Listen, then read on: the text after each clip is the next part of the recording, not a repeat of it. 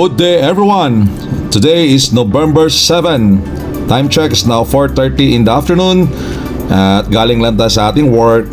At this point of time, tayo po ipupunta sa Kaliboyo para mayroon tayong bibisitahin na isang lugar. At this point of time, nandito tayo ngayon sa tapat ng Robinson at isang mainit na hapon ang babiyahin natin sa oras na ito. At approaching na tayo sa lugar na napaka-traffic. As early as 4:30, traffic na ngayon dito sa kanto ng Petron. Alright, so chill drive lang tayo ngayon. Enjoy lang natin kahit na traffic tayo dito.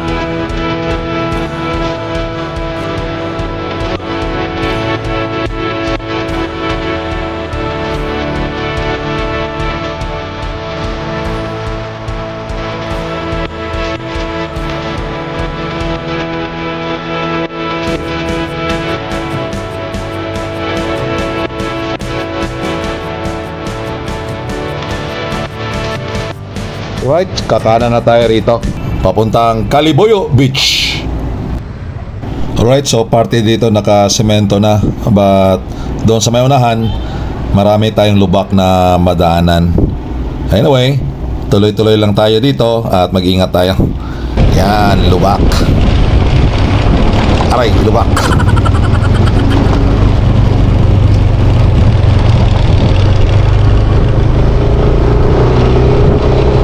Lubak.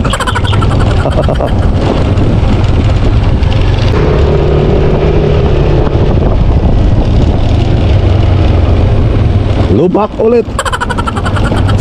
Yes lang. Let's go. Sabi ko na nga ba, ikaw yung nasundan ko doon ah.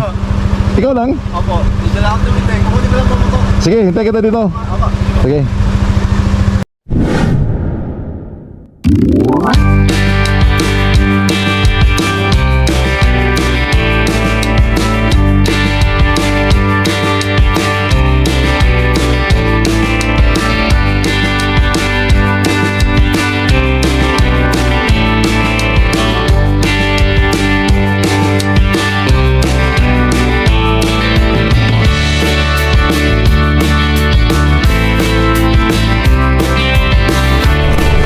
Alright, so nandito na tayo ngayon sa area na kung saan dito ang location ng Cavite Barge. At ito yung pinaka front gate ng Cavite Barge.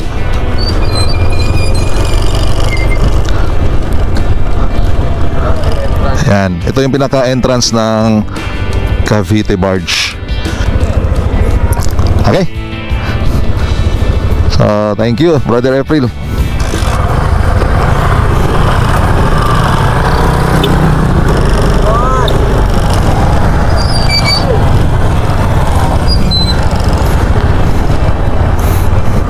Ito Brad, saan itong daan ito? Yan po yung papunta dito sa mga bahayan dito sa tabing dagat. Ah, bahayan na.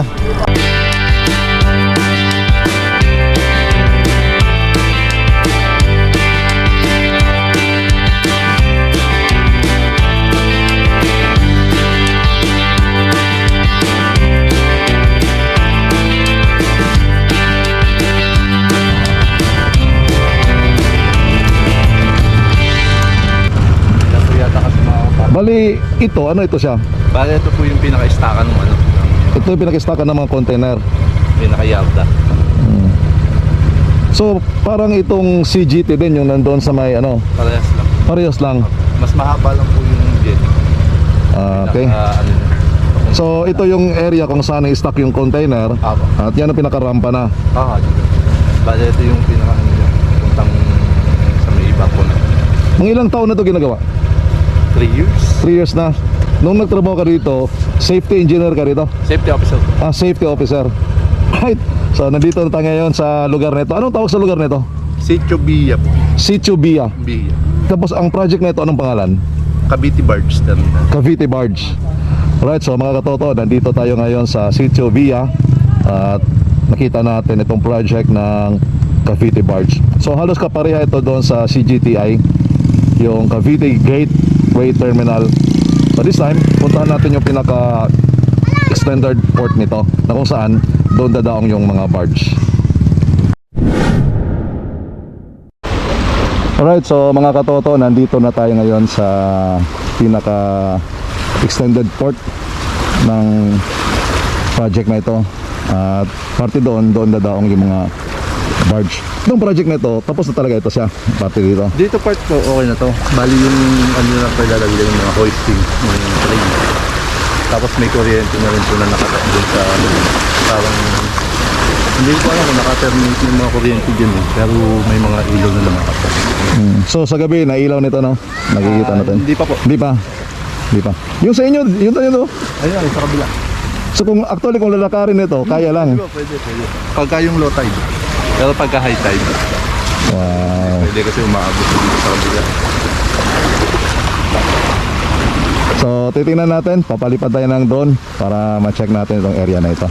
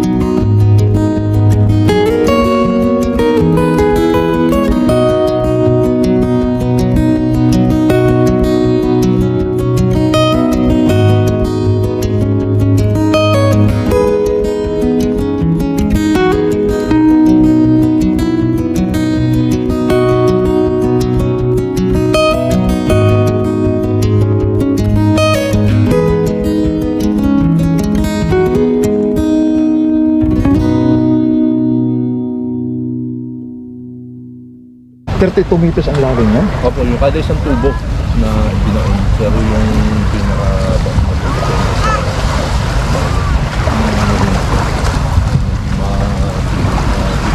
tapos may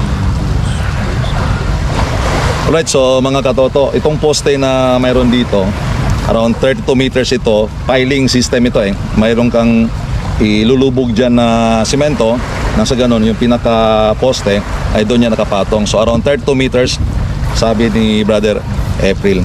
So matibay. At kapag nag-high tide dito, ang tubig abot dyan kapag nag-high tide. Yan. So as of this time, low tide tayo. Alright. So, yun na po yung ating short vlog ngayon sa araw na ito. At hoping na ito ay magiging operational na nang sa ganon. Ang laking tulong nito dahil instead na yung mga container ay ita-travel gamit ang gamit ang Roas Boulevard. So, napaka-traffic talaga. Ang dami nga yung mga containers na ngayon na bumabiyahe at isa sa maging resulta dyan, masisira yung mga daan. But this time, dalawa na po yung area dito na barge system, yung CGTI at itong Cavite barge. So yun lang po ang ating short vlog. Pag nagamit na ito, so lahat ng mga container, either export or import, ay dito na dadaan at papunta na yan sa Manila. Alright, so hanggang dito na lang at kami na po ay pauwi na. So Brother April, thank you. So once again, this is JB Moto saying all of you, enjoy life. Ride ko to, ride nyo to, enjoy every day. Thank you and God bless sa inyong lahat. Bye bye for now and see you on my next vlog. Okay. So thank you. Thank you.